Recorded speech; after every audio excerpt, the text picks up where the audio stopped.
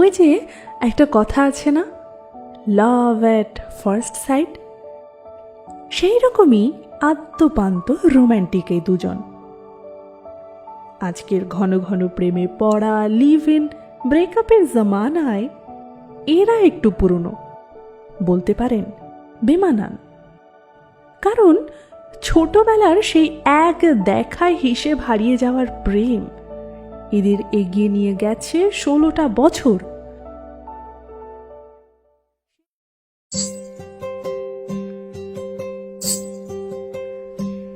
যদি দেখার ইচ্ছা হয় তোমার নিঠোর মনে লয়, কালিন্দির ঘাটে আইসো দুপুরের সময়।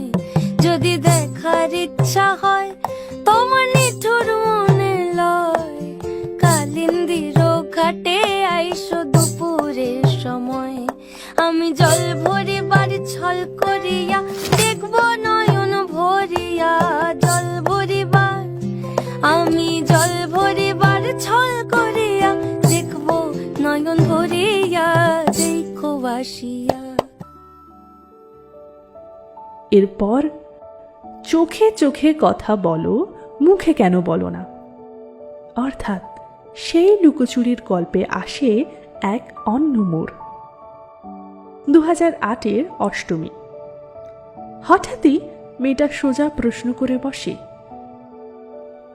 তুমি আমায় অমন করে দেখো কেন? সহজ সরল ছেলেটা একেবারে বোকার মতো উত্তর দেয়, বড় ইচ্ছে হয় তাই দেখি, না দেখলে শূন্য লাগে যে।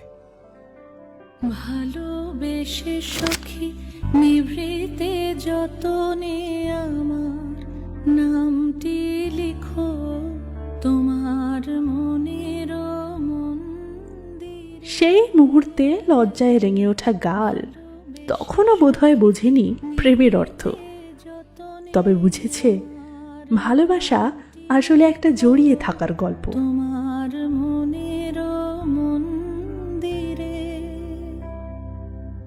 আমার পরাণে। সেই দুর্গাষ্টমীতেই ওরা শপথ নিল, সারা জীবন একসাথে বেঁধে থাকার শপথ। মা দুর্গার আশীর্বাদে শুরু হলো ওদের হাতে হাতে রেখে পথ চলা।